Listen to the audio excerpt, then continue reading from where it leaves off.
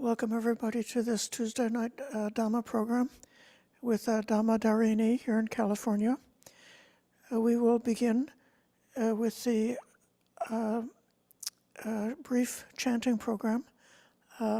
Today is the first Sunday of the month, so we are sharing the program with the Dhamma Tuesday program at the Wat Buddhist in Fremont, which is the lovely altar that you can see at the top of your screen. I apologize to the people in the room that I didn't print out copies of this chanting for all of you, but you may have a chance to learn it soon enough.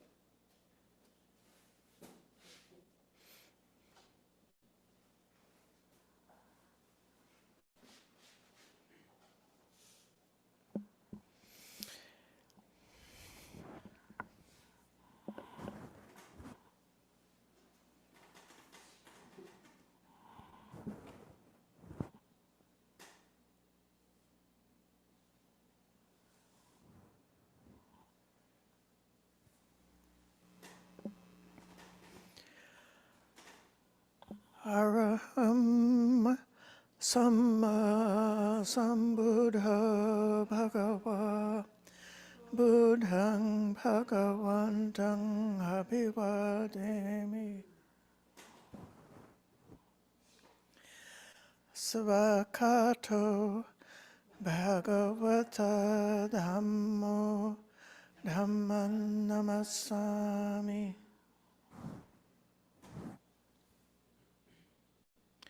Supatipanno Bhagavato Savaka Sangho Samdhang Namami.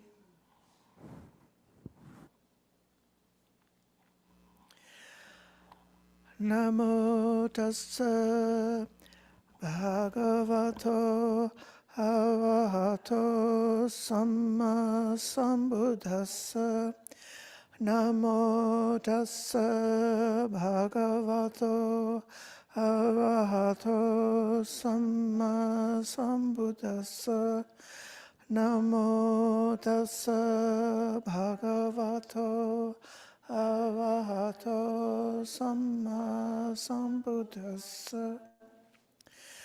Iti piso Bhagava Araham Samma Sambuddho Vijñacharana Sampanno Sugato Lokavidu Anumtaro Purisa Dhammasarati Sabta Deva Manusanang Buddho Bhagavati Svakato Bhagavata Dhammo Samditiko Akaliko Ehipassiko Opanayiko Pachatam Veditam Bovin Yuhiti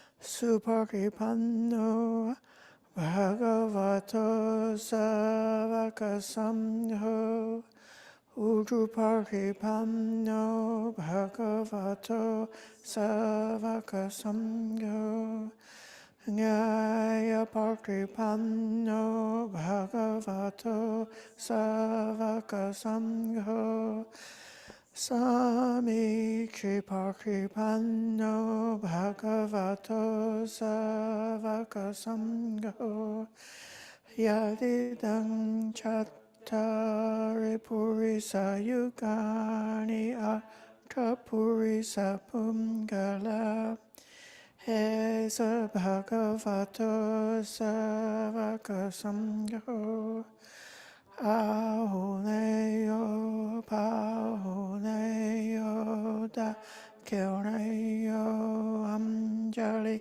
Karaniyo Anumtaran punyakatan lokasati.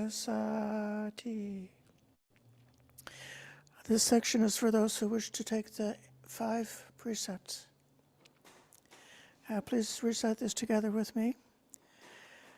Mayang Ayya Visung Visung Rakanataya Tisarone Nasaha Panchasilani Yakchama Dutiyampi Mayang Ayya Visung Visung Rakanataya Tisarone Nasaha Panchasilani Yakchama Tatiyampi Mayang Ayya Visung Visung Rakanataya Tisarone Nasaha Panchasilani Yachama. Namo tassa bhagavato arahato samma sambuddhassa. Namo tassa bhagavato arahato samma sambuddhassa. Namo tassa bhagavato arahato samma sambuddhassa. Buddhang saranang gacchami. Dhammang saranang gacchami. Sanghang saranang gacchami. Dutiyampi buddhang saranang gacchami. Dutiyampi dhammang saranang gacchami. Dutiyampi sanghang saranang gacchami. Tatiyampi buddhang saranang gacchami. Tatiyampi dhammang saranang gacchami. Tatiyampi sanghang saranang gacchami. Pranatipata veramani sikkhapadang samadhiyami. Harinadana veramani sikkhapadang samadhiyami. Kame sumikkhachara veramani sikkhapadang samadhiyami. Musavada veramani sikkhapadang samadhiyami. Surameraya majjhapamadhatthana veramani sikkhapadang samadhiyami. Now for all of us, the principal teachings of the Buddha. Sabba papa sakaranam kusala supasampada sachitta pariyodapanam etang buddhana sasanam. Abstaining from all evil, doing what is good, cleansing one's mind.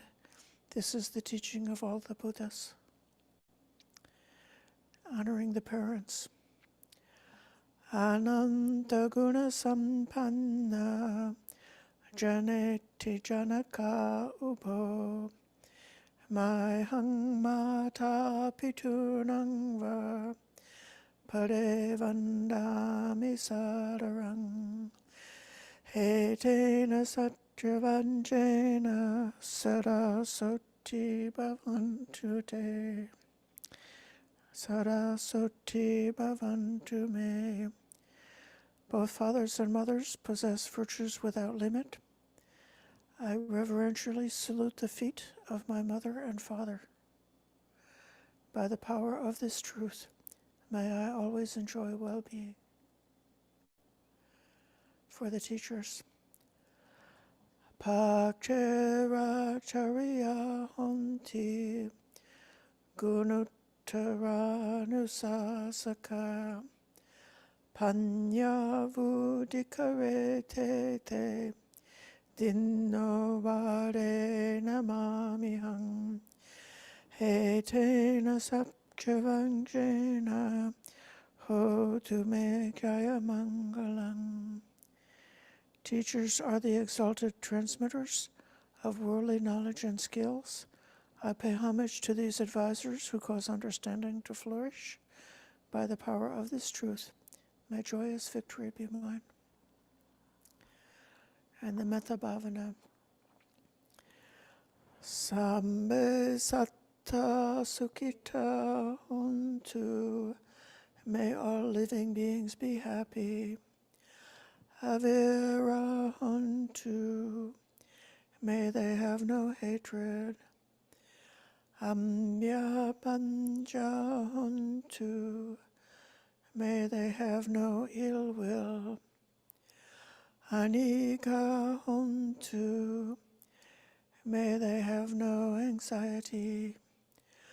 Sukhiyatanang Pariharantu. May they take care of themselves happily.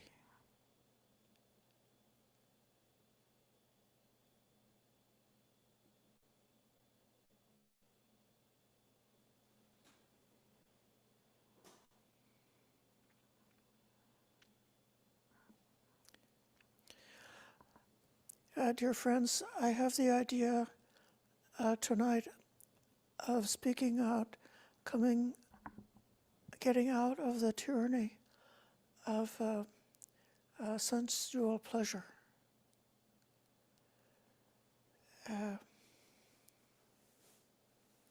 We live in the Kama Loka, that's the realm that humans are born into, together with some of the lower gods and some of the animals and the beings in the woeful states are all part of this Kama Loka.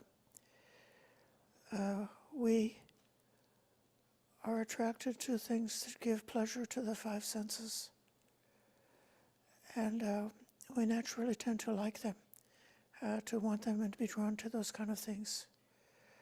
And we dislike things that are painful to the five senses. And we naturally react to try to get away from those painful things with the five senses. Even though sometimes through the practice of meditation and through the development of insight and wisdom, we can find a respite in meditation where this, what I'm calling the tyranny of the five senses, is put to the side, put to rest. Nevertheless, at the end of the meditation session, or when something happens that we like or we don't like, it can all come back all too easily. This winter, during this winter retreat period, we are practicing compassion and the other Brahma viharas, which is called the divine abidings of loving kindness, compassion, sympathetic joy, and equanimity. When we practice the Brahma viharas, we're able to go to the Brahma realm. And the Brahma realm is the different level which is apart from this constant agitation related to sensual desire. It has freedom from that. That realm is associated with the first jhana. And so for those who are able to obtain jhana, if you know how blissful, how stable, how unified, how truly happy, how wonderful that state is.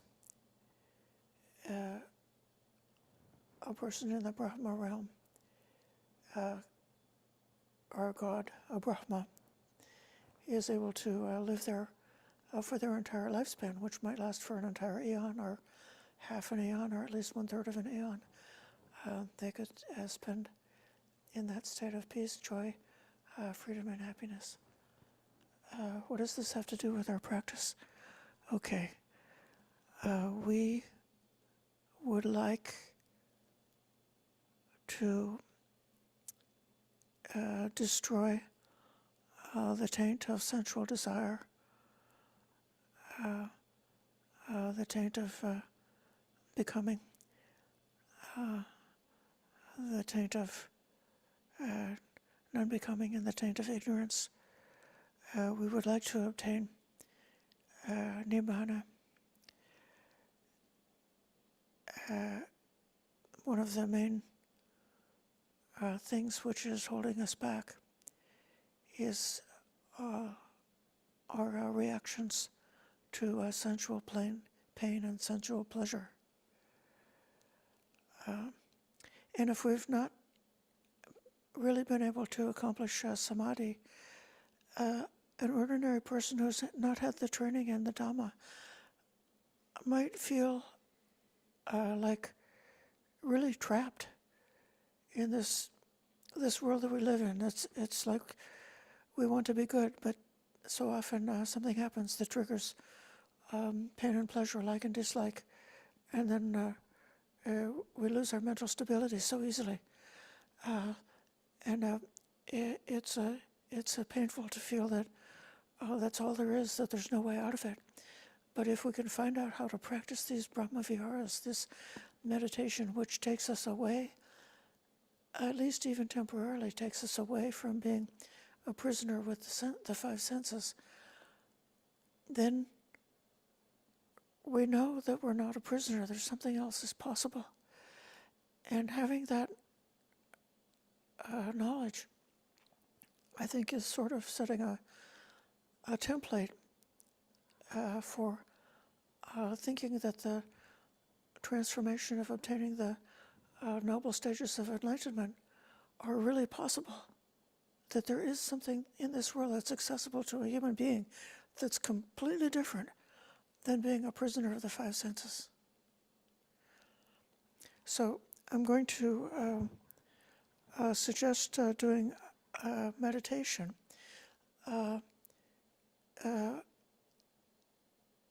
which would first start on trying to calm our minds down, to calm down our heart, calm down our emotions, calm down our body, and come to a stable as possible state of mind. And from doing this by way of the elements meditation. And then from that elements meditation, from that stability of the mind, then bring up the boundless state of kindness, of compassion, of joy, of equanimity. So with this introduction, we can come to the upright and balanced posture for meditation.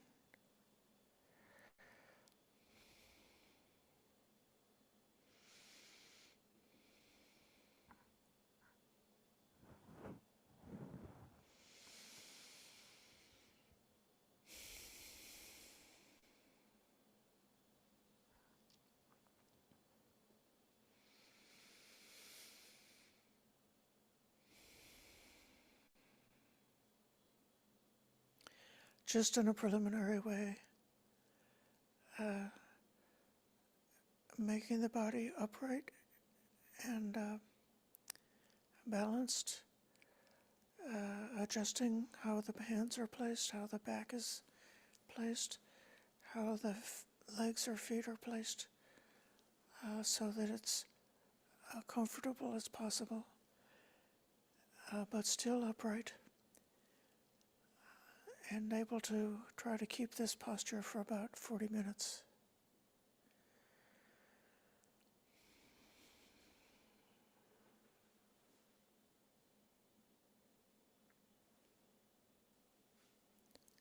And just relaxing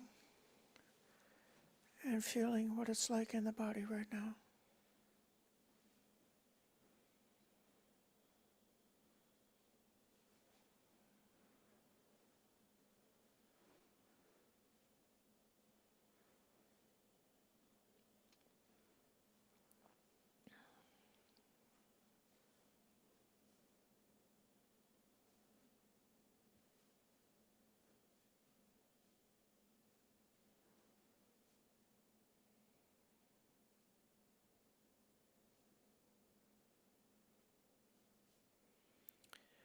Whatever was going on earlier today, or what might happen tomorrow, let go of those things. Just for now, we're only concerned about the present moment.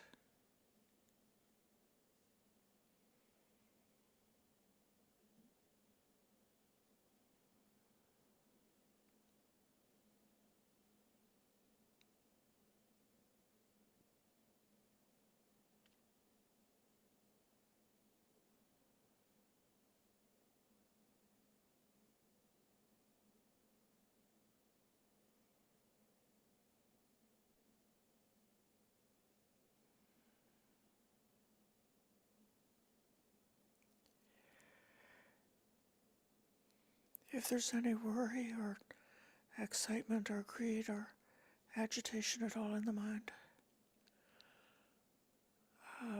be willing to let that go.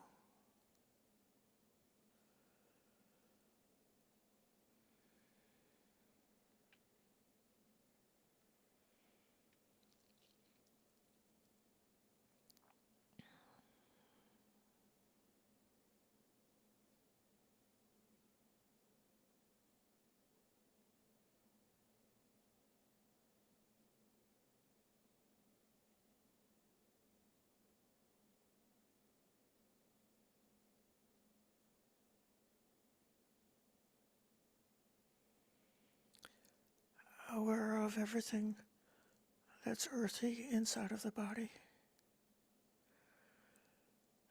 What's hard like the teeth, or what's soft like the flesh, is part of the earth element.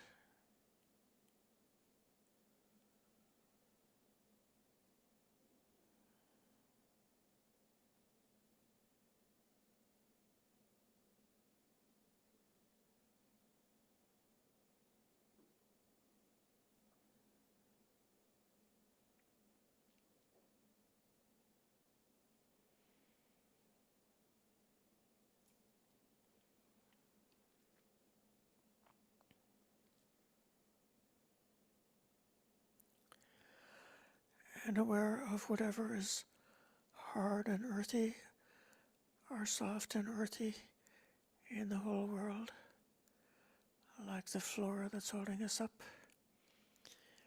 the great earth outside, the mountains, all the things on the earth.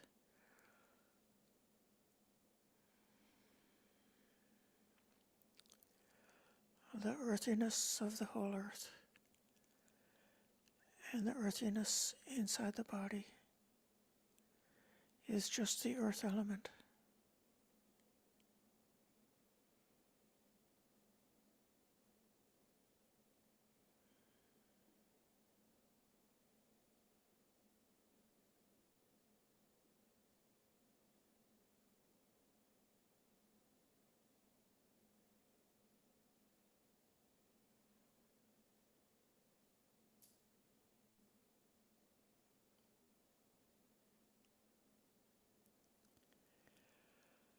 Meditate like the earth.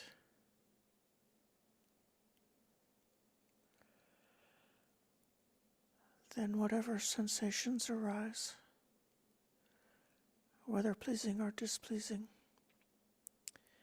will not dominate your mind. Clean things or unclean things don't disturb the earth.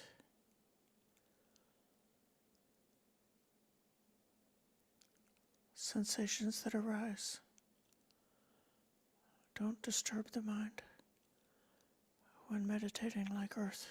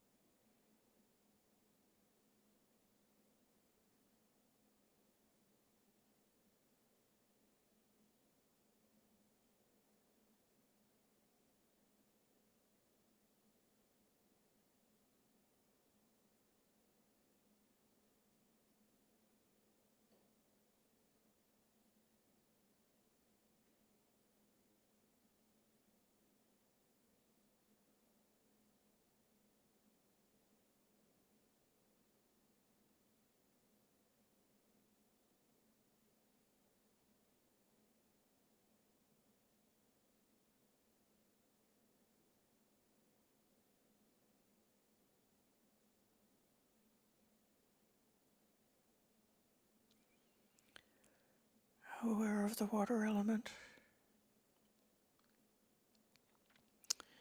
whatever's wet and juicy inside the body. Saliva, mucus, tears, blood, urine, all the fluids in the body.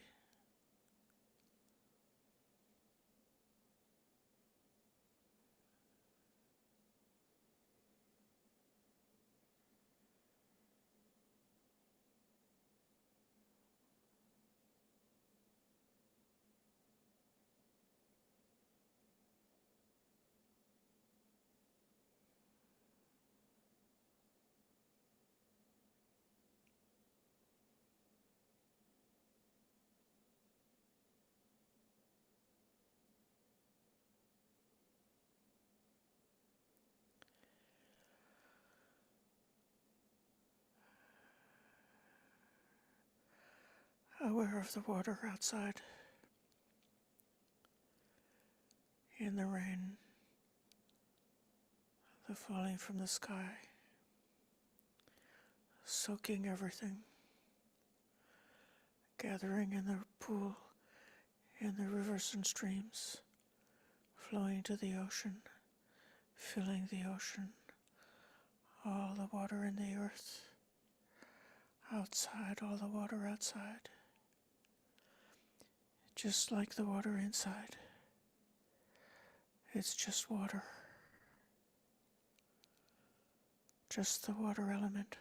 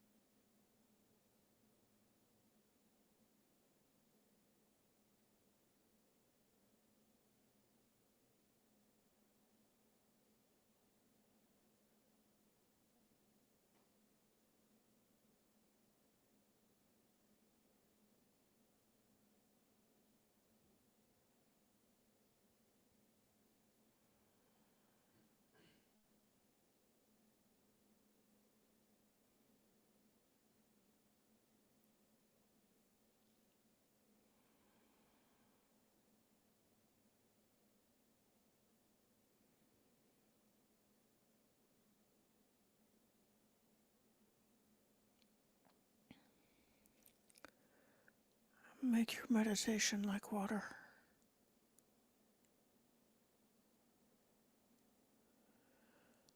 So sensations that arise, whether pleasing or displeasing, will not dominate your mind.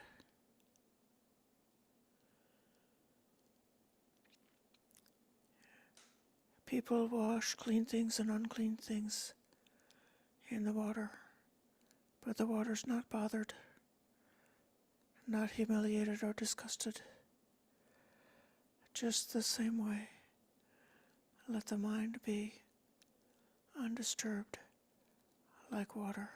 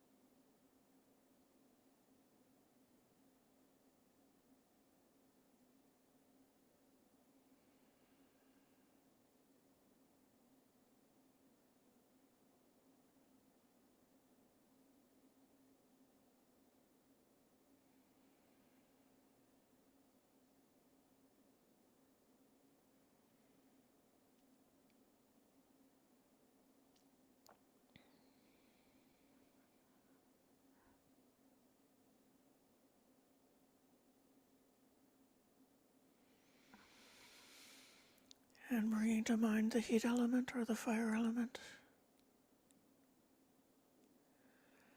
whatever is warm inside the body, at the core of the body, or feeling the warmth of the body, the warmth of the skin touched by the coolness of the air.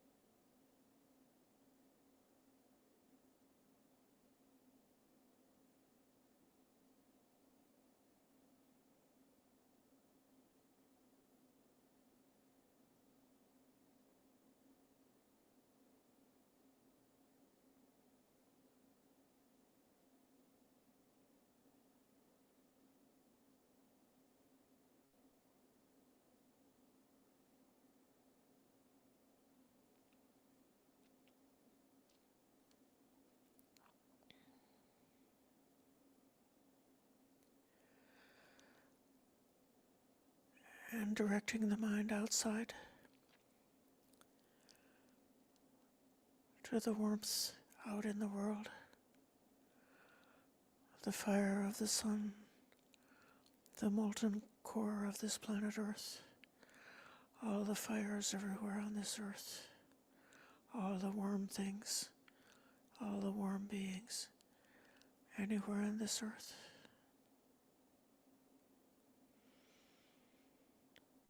The warmth outside, the fire outside, the fire inside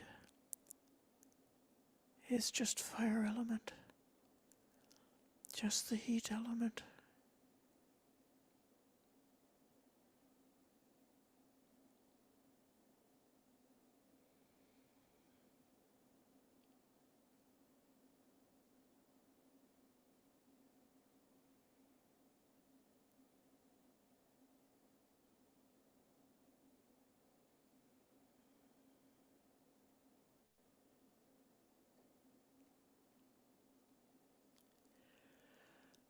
Just like the fire burns clean things or unclean things, so the mind,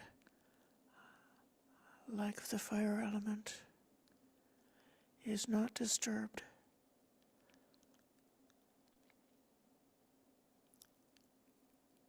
Whatever sensations arise, pleasing or displeasing, will not dominate your mind.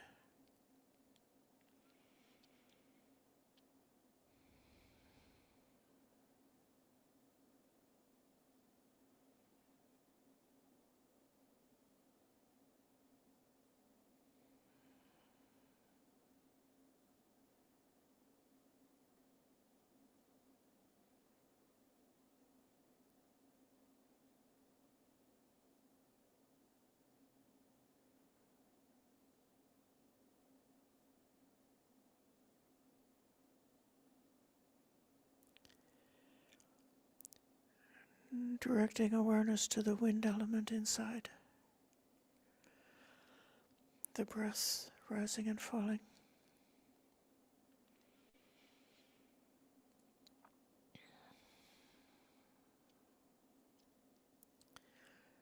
Whatever is moving inside the body. And motion is the wind element.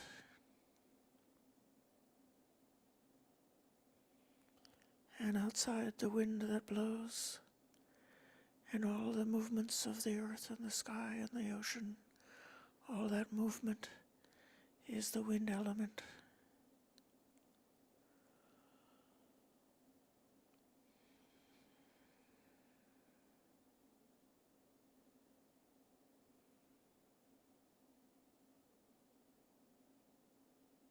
Inside and outside, it's just the wind.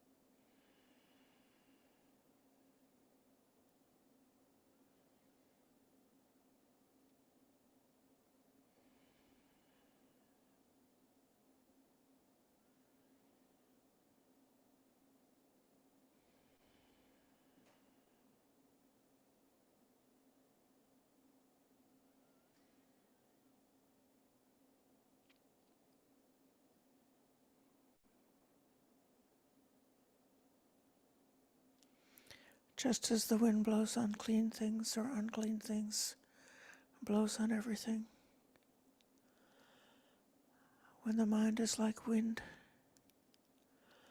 the sensations that arise whether pleasing or displeasing, will not dominate the mind.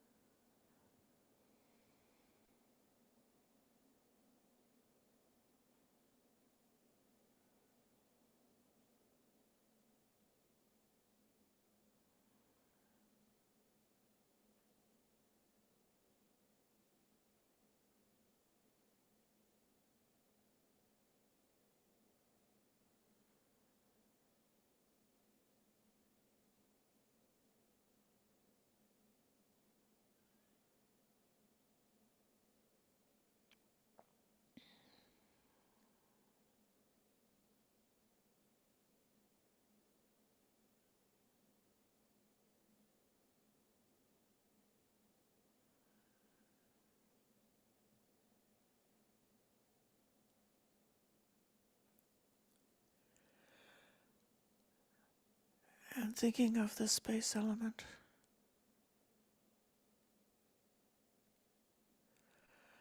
there is space deep inside,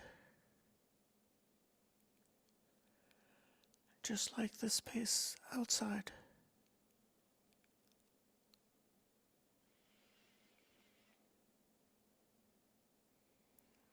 Just as space is not stuck anywhere,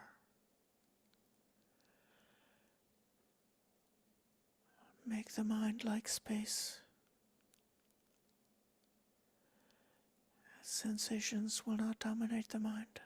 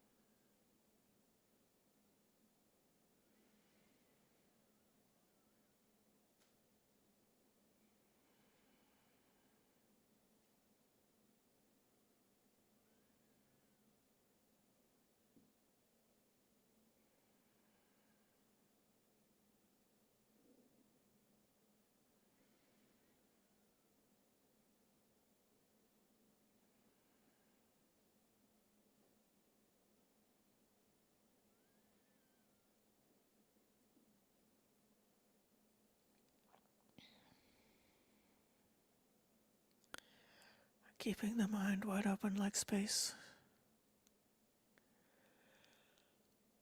Bring in the thought of kindness, free of hatred, and let kindness fill the entire space. Let kindness fill the space inside And feel the space outside. Just kindness.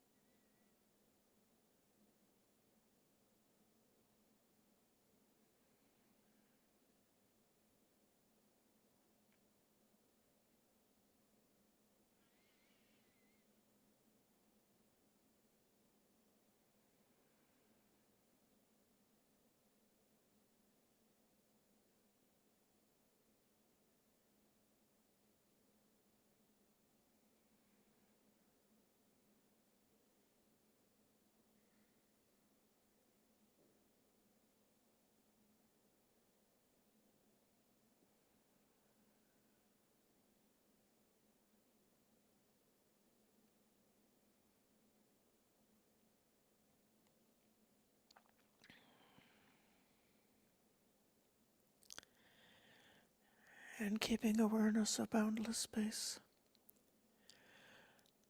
Bringing the thought of compassion.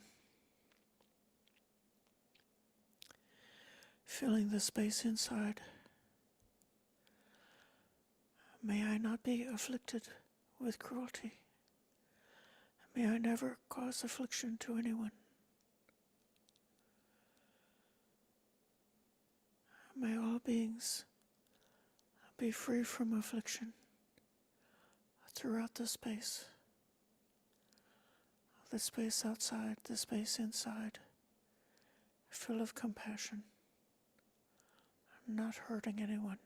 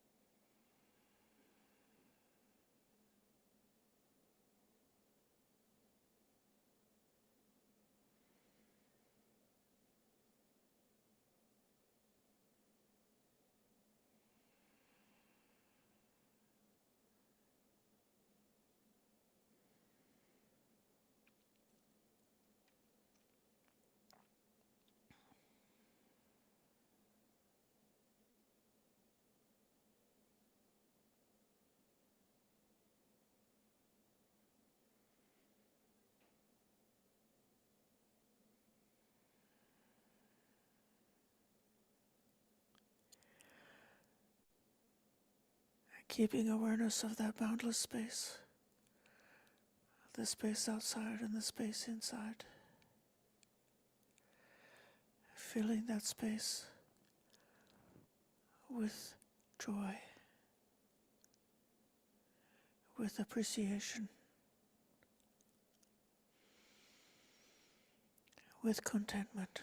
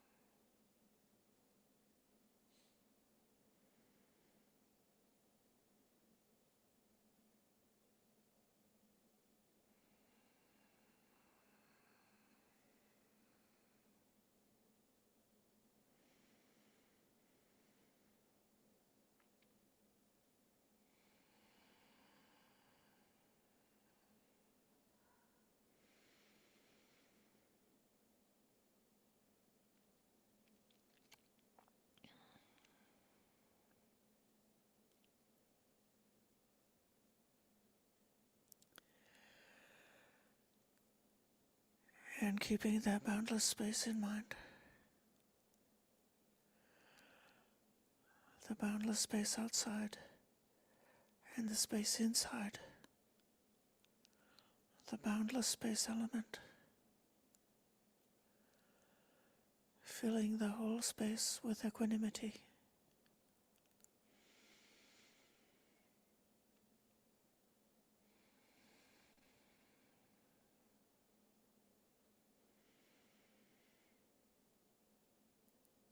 Still wishing the best, the well, the happy, the kind, the compassionate, but equanimous for whatever comes along because of causes and conditions. Letting go.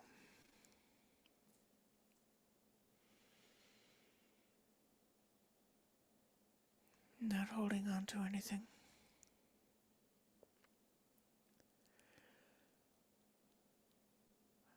Boundless equanimity.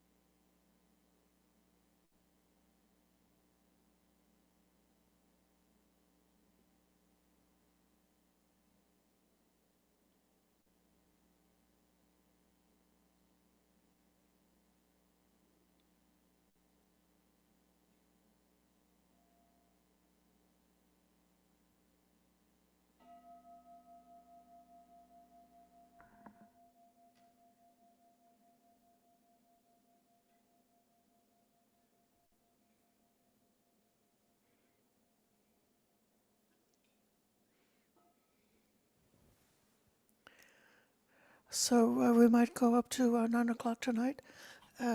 Therefore, this is a good minute to wiggle the body around and stretch and make yourself comfortable.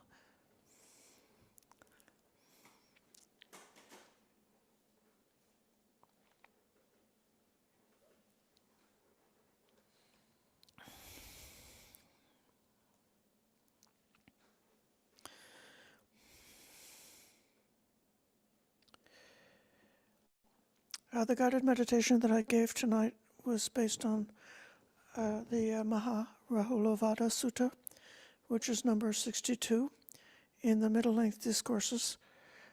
I could ask if there are any questions or comments about that particular sequence of meditation, going from the elements to the Brahma Viharas.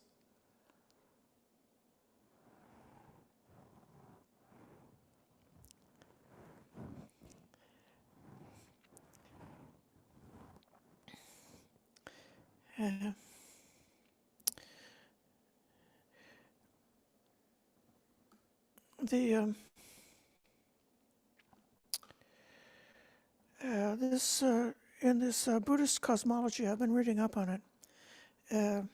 Okay, I can share a screen and show you a book about Buddhist cosmology. It's quite entertaining because of all the different fascinating figures.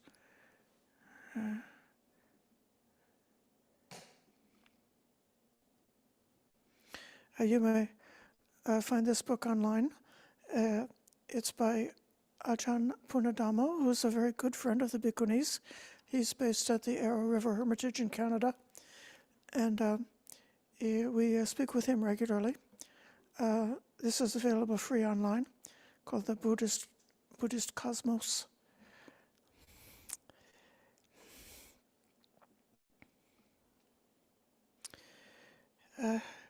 Here in the realm where we live, in this realm of sensual desire, the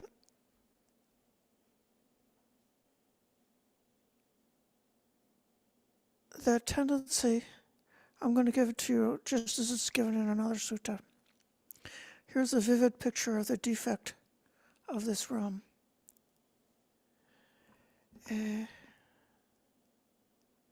When you see a sight, mindfulness is lost as you focus on a pleasant feature. That's a nimitta. Experiencing it with a mind full of desire, you keep clinging to it. Many feelings grow arising from sights. The mind is damaged by covetousness and cruelty. Heaping up suffering like this, you're said to be far from nibbana. And likewise with all of the five senses.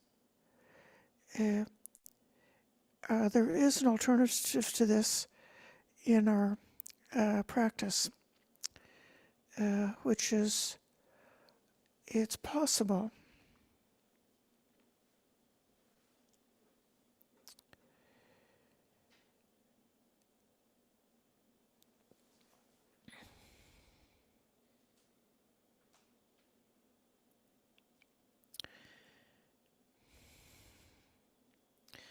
that there is no desire for sights. And in that case, when you see a sight with mindfulness, you can experience a sight with a mind free of desire. You don't keep on clinging to it. Even as you see a sight and get familiar with how it feels, you wear away. You don't heap up. That means you're not piling up more karma for accumulating more lifetimes. That's how to live mindfully. Eroding your suffering, wearing away your suffering like that. In that case, you're said to be in the presence of nibbana.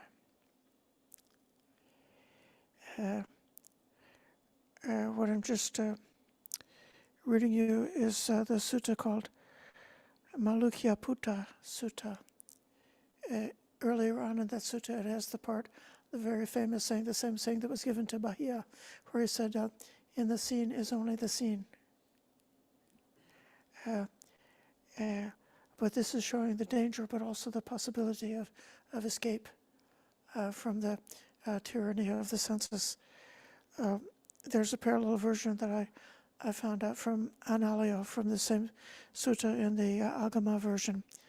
It says, if on seeing a form, one does not grasp its characteristic, and the mind conforms to right mindfulness, then craving will not taint the mind with what's detrimental. The bondage of attachment will not rise. Not giving rise to cravings for the countless visible forms that manifest. Then thoughts of lustful sensual desire, ill will, and harm will be unable to afflict the mind. This is sort of the kind of like a state of mind that I was trying to point to in the guided meditation, through the meditation on the elements, to bring the mind far, far away from reactivity, so that you're able to see them just as, like, the earth doesn't get mad, the water doesn't get mad. The water is not crying. The fire is not having a temper tantrum. The elements are peaceful, inherently peaceful like that, compared with a conscious being, like the type of being that we are. And so just directing your mind in that way, you can help the mind to settle and come away from that type of reactivity. Another way of coming away from that reactivity is by practicing the Brahma Viharas. So then, a little bit earlier, we at the end of the chanting, we said, may all beings be free of hatred. May they have no ill will. May they have no anxiety. May they take care of themselves happily. You could say that those four statements are sort of matching up with the four of the divine abidings, the four Brahma Viharas. So if you understand the meaning, if you say, ahang averahomi, may I be free of hatred, that means, I wish that I will not hate anybody, that I will not dislike anybody, and also that I won't feel like I'm the object of somebody else's hatred. And that non-hatred is metta. That's what metta is. And then the second one, when it says this ambya paja hontu, the translation makes it hard to see what's the difference between ill will and hatred. But ambya paja means like without affliction. So may I not feel afflicted, may I not feel hurt, may I not be injured, and may I not cause anybody else to be hurt. May I not cause anybody else to be afflicted. May I never wish for anybody to be in pain. And that's like it's another take on compassion.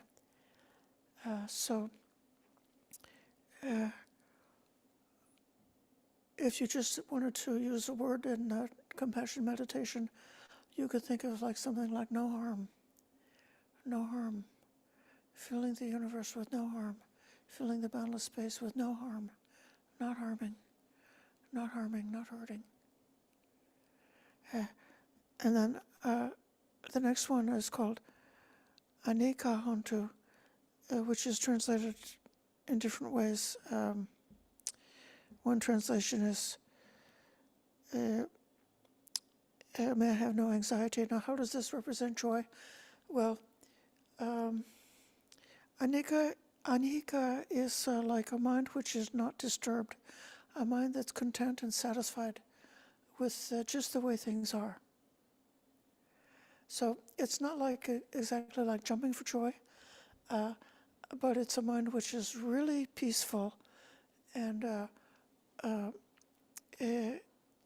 just got that quality of peaceful contentment, of being satisfied, and it's a short step from that to appreciation. We especially recommend that this meditation on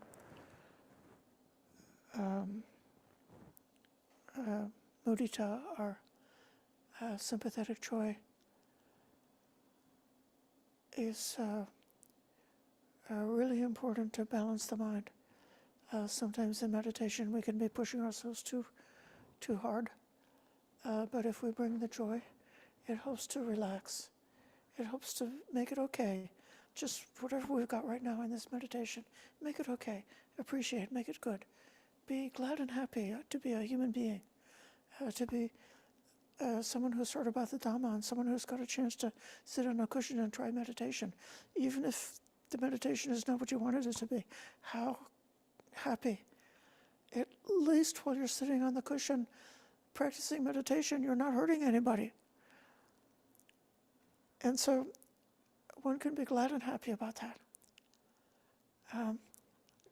And then the last phrase in this Metta Bhavana verse is, may they take care of their own happiness, or may they take care of themselves happily.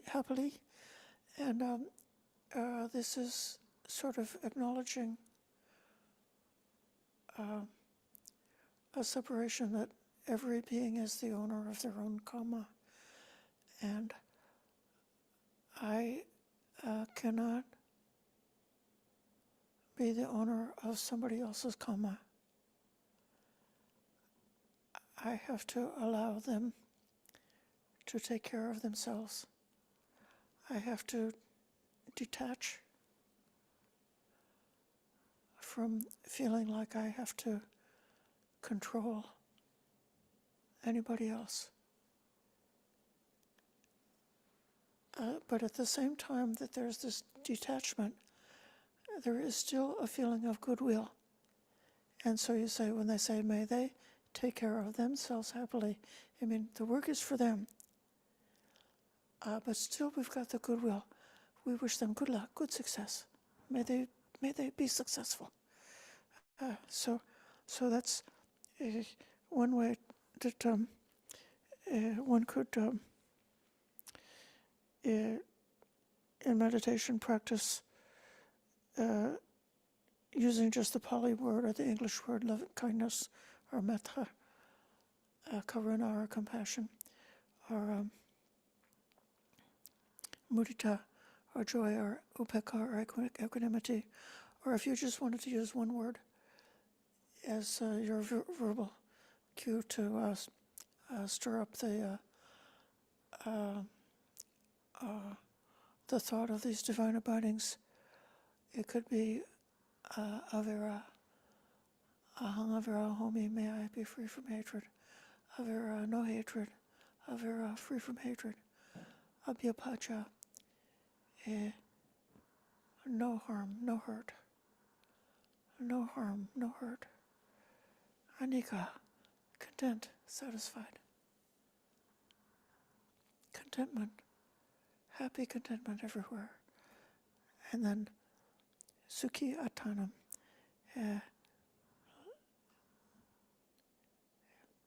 let each one care for themselves.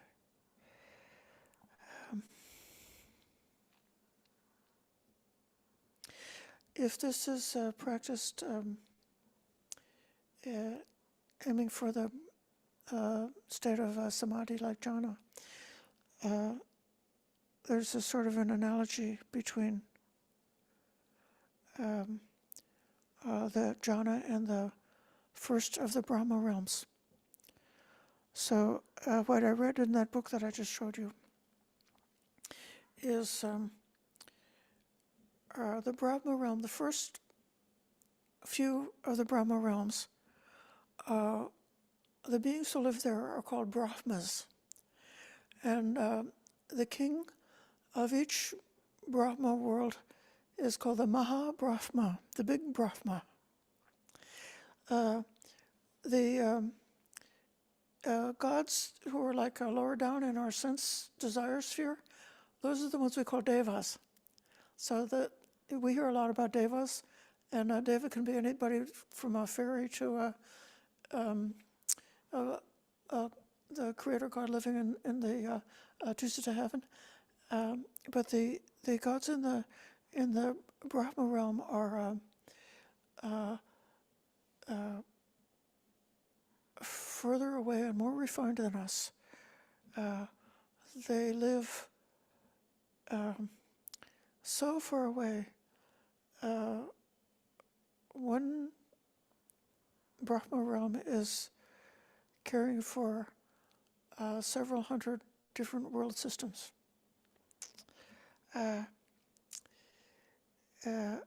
They don't have all the five senses. They have two. They have hearing and seeing. They don't have gender, so they're not bothered by sex. And they're brilliantly bright and light. And what they experience is a mind similar to what you get in jhana. So they are able to be connected. They have sustained application of mind, vitaka vichara. They have piti, the factor which takes delight in whatever object they look and see. They have sukha, which is a broad and general kind of well-being. And they have this ekagata, this unity of the mind. This stable, it's just not one-pointed like this narrow, it's like a wide, universal, stable, unifying oneness.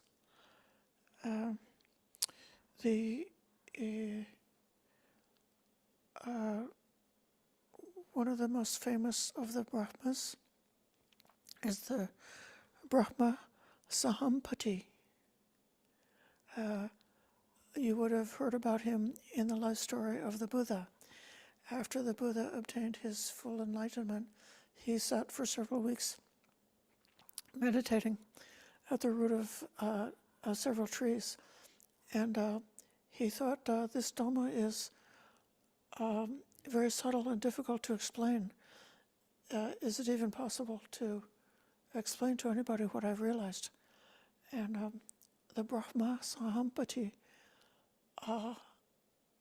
was aware of that thought and came to the Buddha and implored him to teach the Dhamma. He said, there are people with little dust in their eyes who will be able to understand. If you teach them, please go teach them. And then several other times he came and requested and encouraged the Buddha. So he's sort of like the opposite of Mara, who's the evil one, or the one who tries to block and prevent us from attaining the goal. Instead, Sahampati, the Brahma Sahampati, is good and tries to encourage and help and respect and open the way for beings to have a chance to hear the Dhamma and to realize. So that's one of the Brahmas. I'll give you three. Another one is called Sanam Kumara. Kumara means a youth, and Sanam Kumara was very beautiful as a youth, and he liked being beautiful, so he kept his beautiful appearance throughout all the entire eon of his lifespan.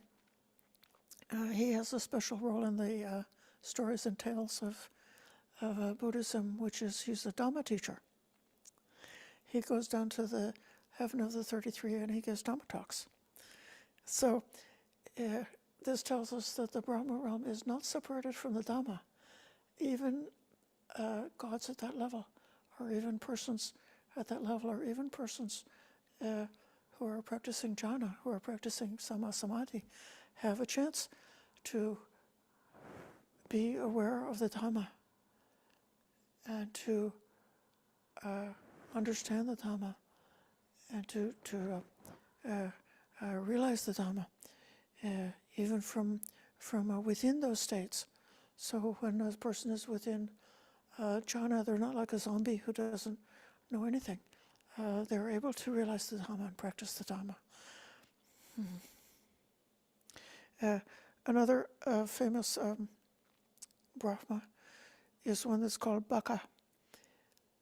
And his stories are, there are several different occasions where people fall into a disaster. A caravan is crossing the desert and they get lost. They run out of water, they run out of food, and they're ready to die. And they just lay down underneath their caravan, prepared to die. And Baka sees them and says, "Oh, don't let those beings die. Let me help them." And he diverts a river to flow over to where they are, and he causes a great jungle to spring up with a reservoir with lots of fruit trees and food to eat, and the people are able to revive themselves and live and figure out their destination and get to their destination. There's another instant where some evil people, a whole village is captured and made into slaves, and they haul them away. The enemy who's captured them takes them away up to the mountain and has them all tied up, and they're preparing to steal their cattle and wealth and to make all the children into slaves. But Baka sees this, and he then materializes himself as a great army and chases away the evil kidnappers.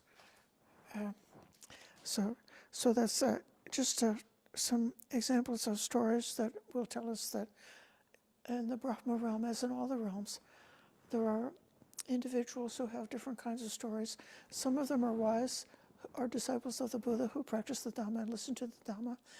Some of the Brahmas are foolish and do not understand the Dhamma. But all of them have got a special privilege of being free from the affliction of sensual desire.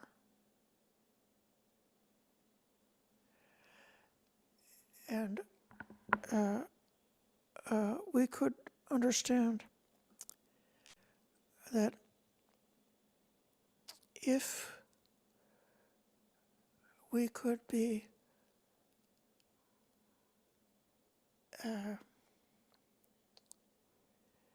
practicing the divine abidings or the Brahma Vihara meditation, this can be a pathway into samadhi, into sama samadhi, right concentration, especially when it's combined with wisdom and the knowledge, especially on emerging from that meditation, to know that this state is also impermanent.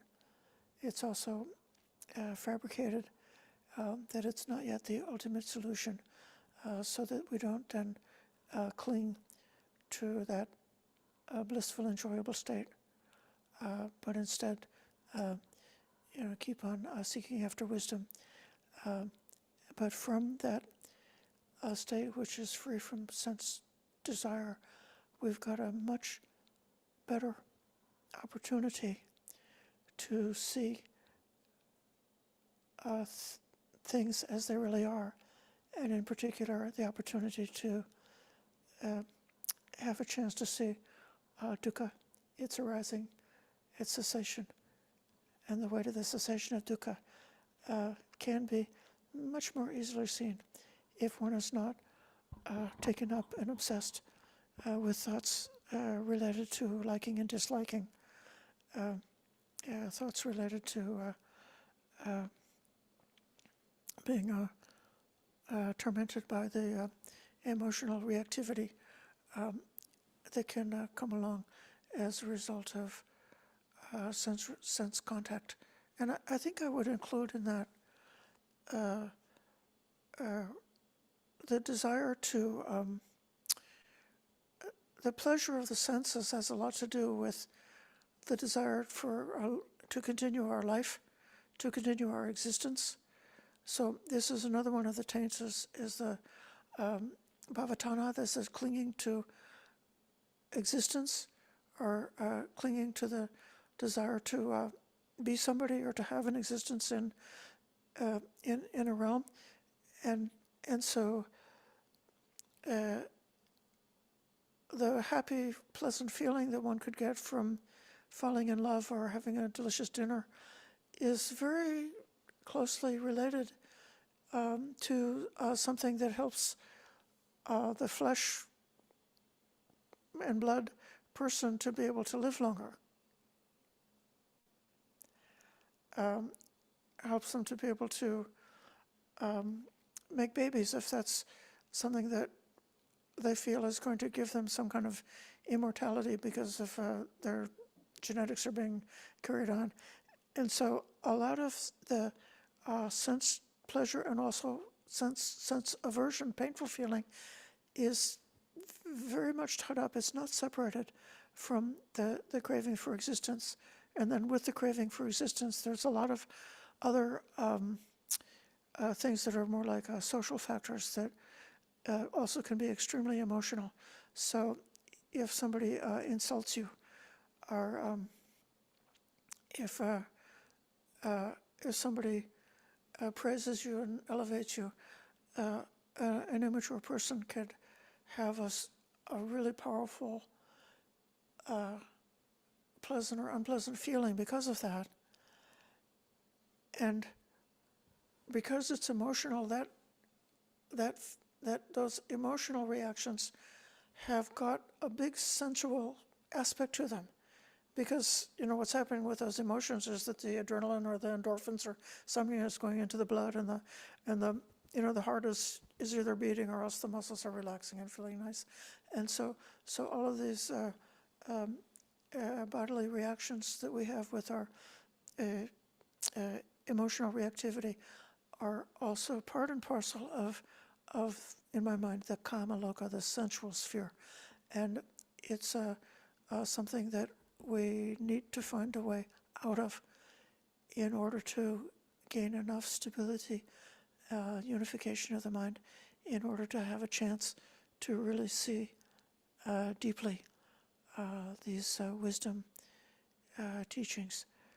So practicing for the divine abidings is socially beneficial. It's very much associated with having positive ethics, to having kindness, to not hurt and harm anybody, to having a contentment in every way. Practicing the Brahma Viharas makes you a good person. And being a good person is another one of the prerequisites for being able to purify the mind and gain meditation and gain wisdom. So with that, I have yapped away for an entire 30 minutes. That's a very good length for a Dhamma talk. I would welcome any comments or questions that anybody may have about this. And I will read off one question that came over the message. This is: a sight like a sunset, triggering pleasant feeling, is met with metta, equanimity, and gratitude. It's not tethering, it's freeing. When it arises from a still heart, rather than a grasping mind, it can remind us of the very impermanence and interconnectedness that lead us to liberation. Yes, that's absolutely true. It can be a point of letting go rather than something that pulls us deeper into craving. This is one of the beautiful things about nature, and this is why it's very advantageous for people to be outside and to be with nature. Most normal people can easily see that they are not the owners of nature. Nature is bigger than they are. Nature has a sublime quality because of its vastness. And that helps us to come out of the grasping mind and to be able to enjoy the beauty of nature without a grasping mind. It would be possible for somebody to enjoy a beautiful sunset with a grasping mind. That would be abnormal behavior. If you saw a beautiful sunset and then you need to take a selfie of yourself with the sunset and then publish it so that everybody can know that you're having fun, more fun than they are because you're someplace with a beautiful sunset.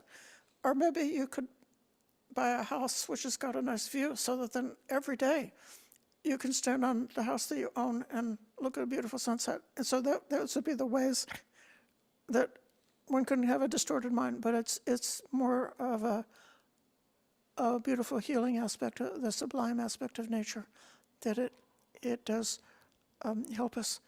And in a certain way, the elements meditation does, in a certain way, invite us to direct the mind toward nature. So thank you for that comment.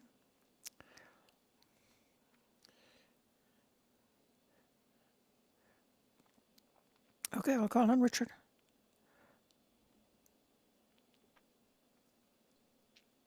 Thank you. Because you were talking about the Brahma realms, I wanted to mention something which might not be well understood. We have the 10 fetters, and the 10 fetters, the bottom 5, you might say, go up. They're sort of like, if you know about computer programming, the way memory is managed, you've got your heap and your stack. So the bottom is sort of like the heap. So as a individual, right, and you're trying to get through them in Buddhism, you become a sotapan and you eradicate the first 3, and then you become eventually a once returner, and you partially diminish the next 2, and then you become a no returner, and you completely eradicate the bottom ones, and the top is like a stack. It's like when you go to a restaurant and you put a dish in a stack, and they just start going down. So the bottom memory goes up, the stack comes down, and if they hit each other, that's an overflow, and usually destroys the computer memory at that point. Not physically, but your computer will die. But nowadays they have very advanced systems. You almost never see that anymore. So, but anyways, but the other ones go down like the plates. Okay, so from ignorance comes restlessness. Restlessness is this arising of due to volition of a sankara in the mind.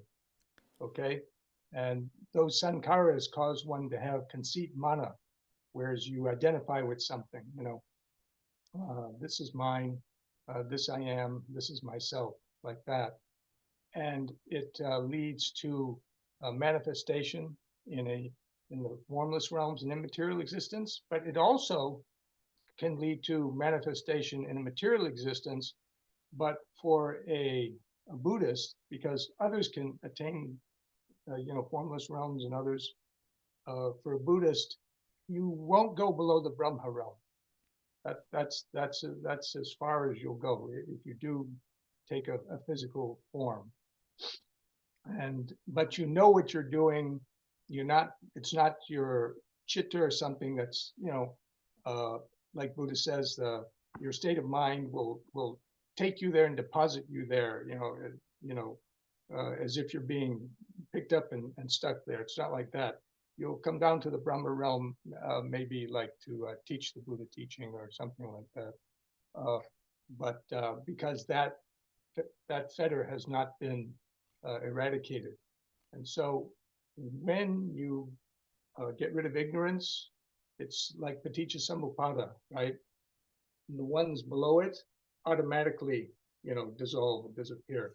So in the same way, when you attain a nibbana and you completely destroy ignorance, that's how the remaining five fetters also like collapse, you might say, just disappear in the same process.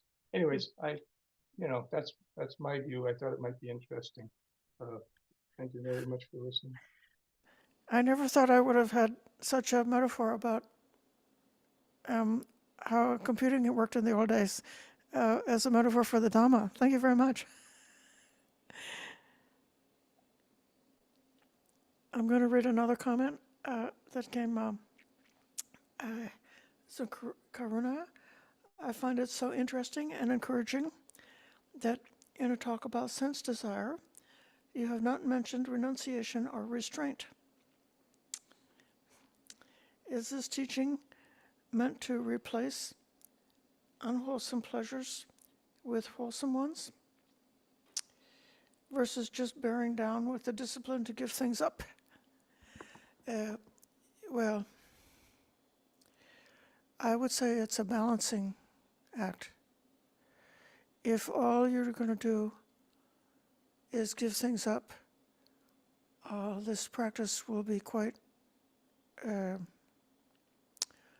difficult to persevere with. On the other hand, there certainly is a place for restraint, for sense restraint and renunciation. I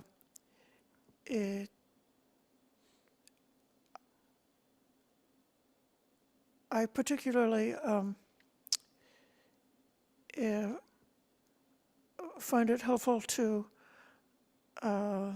think in terms of addiction, not just like addiction to substances, but you could say that everything here in this world of sense desire is like a sort of an addictive process. We're addicted to our human life, and so then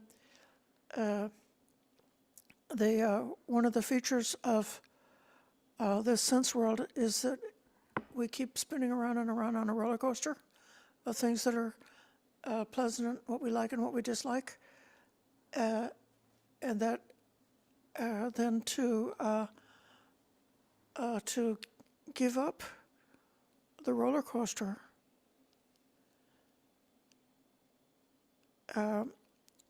could seem to be too boring or too discouraging or just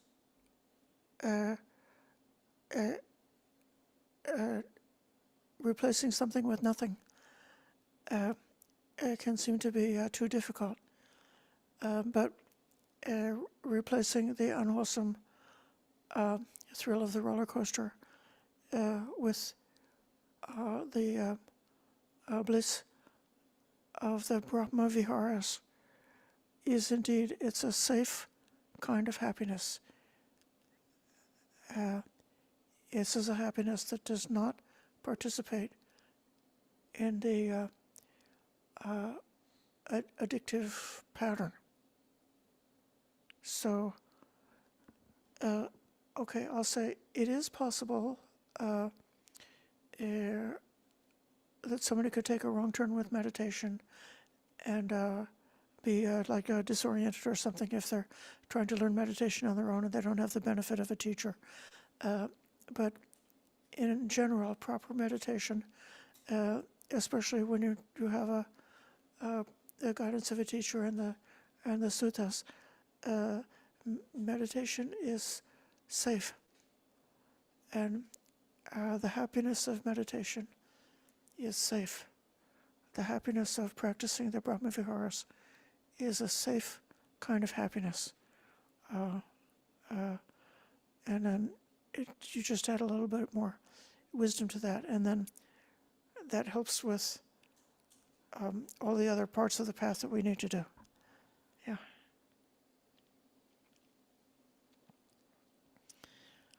Damon mentions the wholesome pleasure of discussing suttas with wise friends. Yes. Dhamma Sakacha.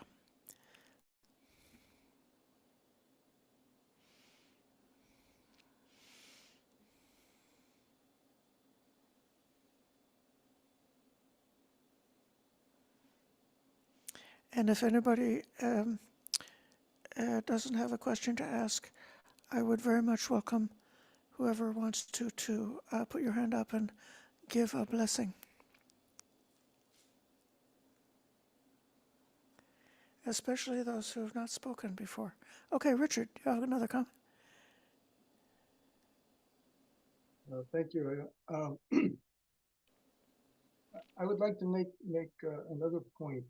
Unfortunately, I don't have the word in front of me, the Pali term, but probably you might know it off the top of your head. For renunciation, it's usually translated as renunciation. Nekkhamma. Yeah. So this is going to sound controversial, but I don't think it specifically means renunciation. I think it means disinterest. And the reason I say that is that renunciation kind of indicates like you have something and you're entitled to it, right? And you're setting it aside. Where disinterest is like, I'm just not interested in that stuff anymore. That's why my mind is moving on. Okay.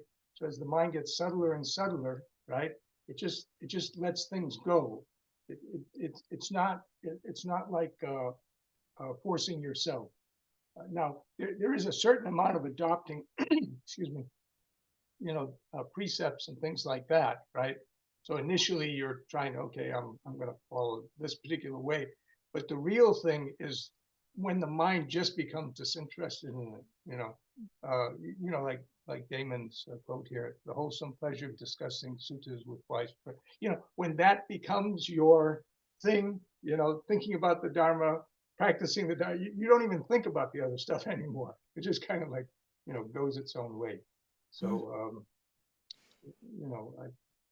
renunciation still has sort of like a flavor of entitlement in some way. Okay, I'll temporarily set this aside and see if I can get somewhere. So I don't think that's really, what Buddha was indicating with that kind of stuff. Anyway, but that's just my view. Thank you very much for listening. Another meaning that I sometimes hear for nekkhamma is generosity. It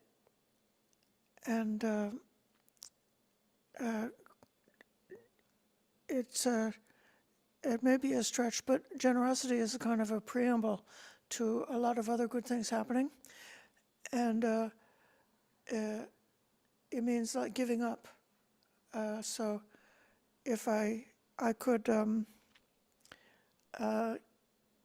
give up looking at the news, and then at the time of day when I usually would have looked at the news, I may feel this kind of uncomfortable emptiness about what to do, and then like it's another however many minutes of a chance to just be mindful, and I would never, if I was just doing that. So giving and giving up are sort of connected, but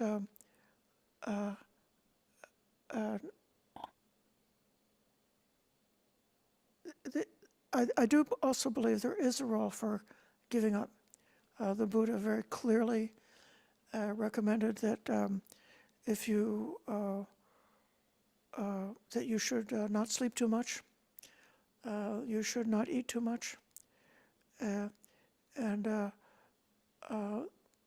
certain kind of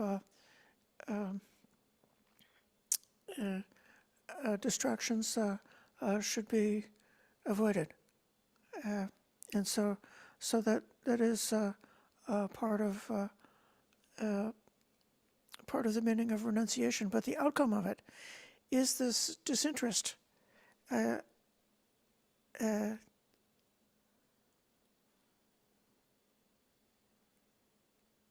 see a question here about addictive habits. When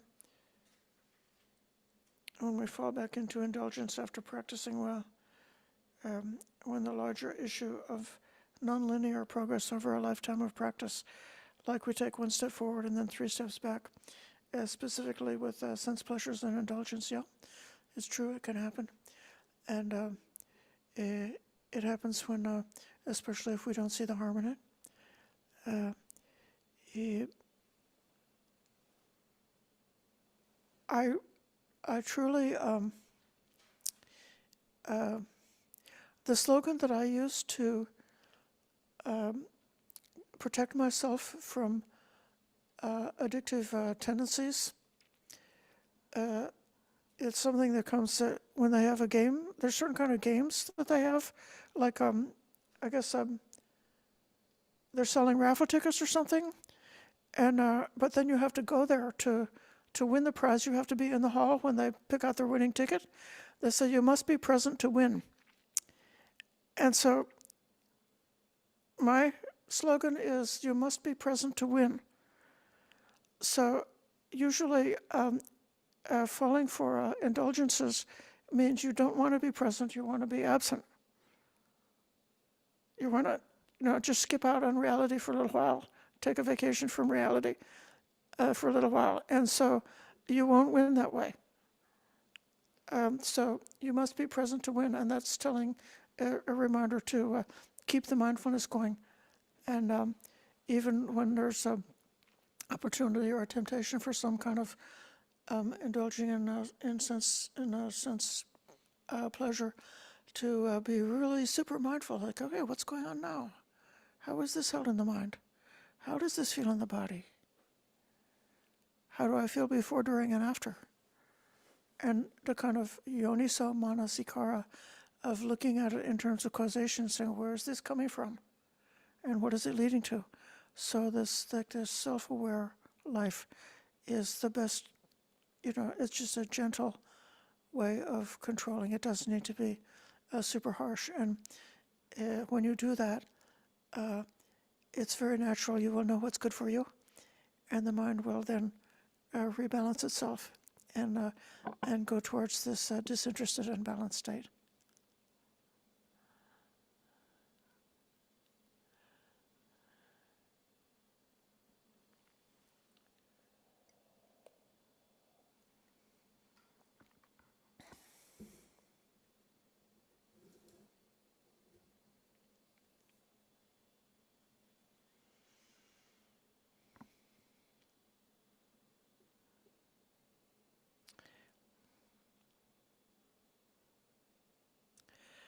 I hope that all of you will stay in good health for a little while, and that your mental faculties will continue to be good for a while, that your emotions will be relatively calm, and that you will find the time, energy, and the opportunity to listen and pay attention to the teachings of the Buddha, to practice that mindfulness and wise attention, so that you will quickly make the breakthrough, so the Dhamma eye will open, and the noble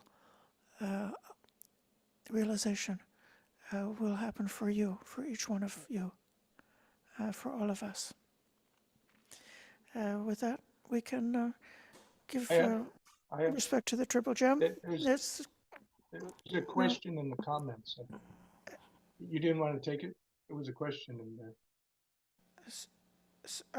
I'm sorry, I see them. I think I responded to the comments already.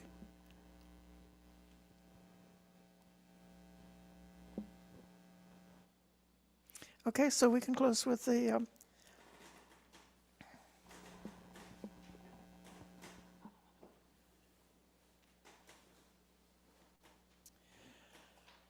Araham Samma Sambuddha Bhagava Buddhang Bhagavantam Abhivademi Svakato Bhagavata Dhammo Dhammang Namasami Subharipanno Bhagavato Savaka Sangho Sangham Namami.